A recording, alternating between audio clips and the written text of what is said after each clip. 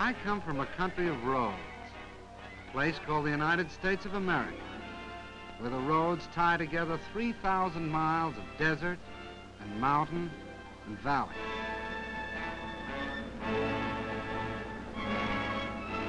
Because of the automobile, Americans who live 100 miles from each other are as close neighbors as the man next door.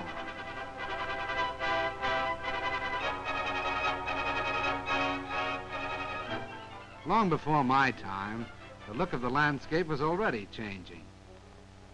Men were dreaming about new cities of long avenues and wide spaces to live in. These cities were planned. They were even built. But in miniature, only. Because this dream, like every other dream of a free people, was threatened, the men of my country went to war.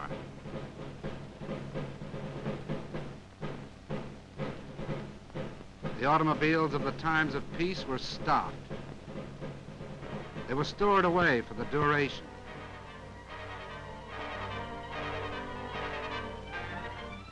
A new kind of Army mule on wheels was needed to keep up with the motor divisions that took to the highway. And that's what I was going to be. The job of figuring me out was given to the automobile industry. Every year, men like these had designed a new and more beautiful collection of cars. These new models were presented like debutantes at auto shows that were the social events of the season. In the hands of these experts, there was no telling just what I might turn out to be. A beautiful sedan, maybe, with all the gadgets and devices. A handsome roadster. Maybe a peacock. They worked on me and worked, and finally, here's what came out. Can this be an automobile, men wondered? Looks more like a four-wheel Beetle, one of them said.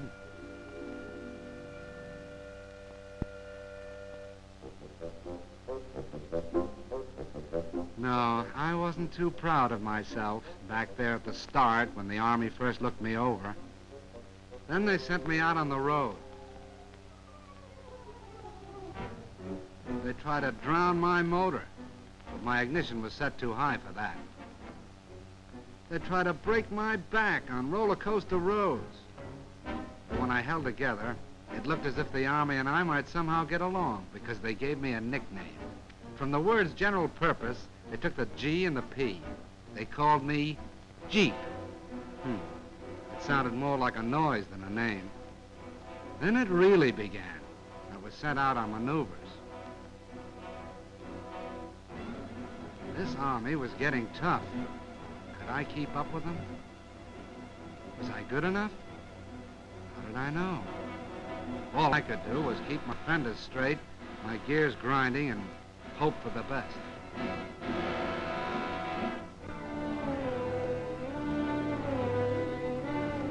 And the things they asked me to do, like rivers, for instance.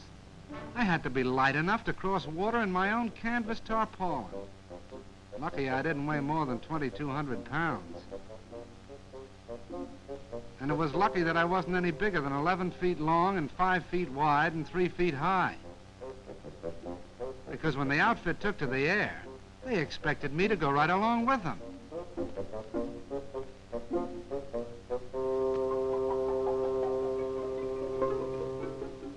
One day it'd be airplanes. The next it'd be a transport glider. And if I wasn't riding in them, I was pulling them up into the sky. Lucky I was 60 horsepower strong.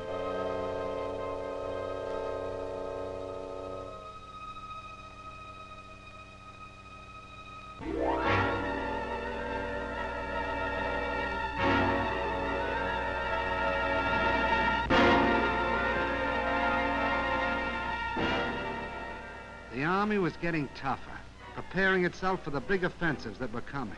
And I had to get tougher to keep up. I'll say one thing, no matter what they asked me to do, pull cannon, break my own road through the underbrush, or keep moving at better than 70 miles an hour, it was no worse than what my driver was ready to do himself. The American soldier and I got along fine, like a good rider and a horse. We got to be pals. But even so, I had my doubts. Most of the machines around me had proved themselves in battle. I was still on probation.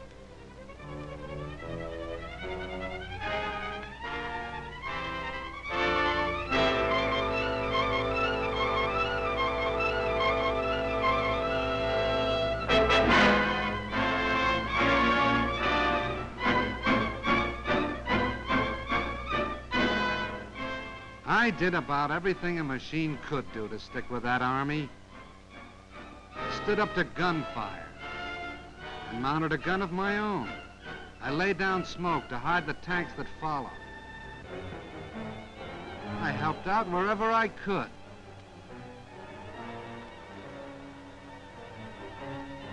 I even learned how to splash across rivers.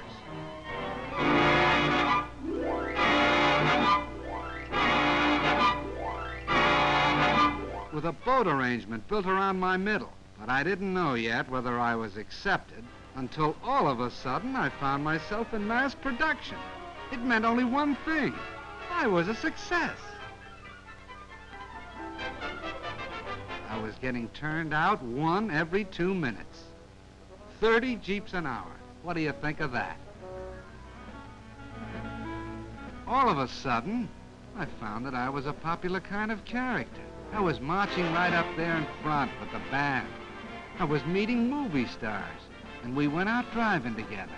We sold war bonds right down the streets of Washington, D.C. itself. I was a success. I got all set to go traveling. They credited me up for shipment overseas to do the job I was built for.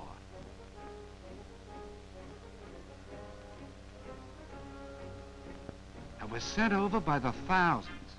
And I traveled with the guy I like best, my pal, the soldier. Wherever he goes, I go. And let me tell you, we land together on a lot of different shores.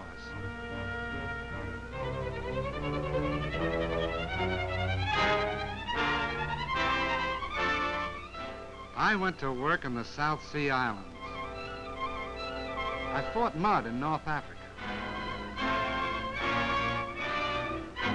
I went sightseeing in Egypt. And in China, I teamed up with General Stilwell, with General Chennault and his Flying Tigers. I kept from freezing up in Alaska and from boiling down in Timor. I traveled with General MacArthur in New Guinea. I was a success. I hobnobbed with famous people, like Wendell Willkie, with King George, and Queen Elizabeth. I went out with presidents. I was with Mr. Roosevelt in Casablanca. And I was part of the victory in North Africa. I was a success. But the thing that makes me a success most of all is this. I've made a friend. I mean the soldier. Wherever you see one of us, the other won't be far behind. And that goes for now, when we're fighting together, and for after the war, when we'll be building together. Because the rumor is going around that the Jeep is here to stay.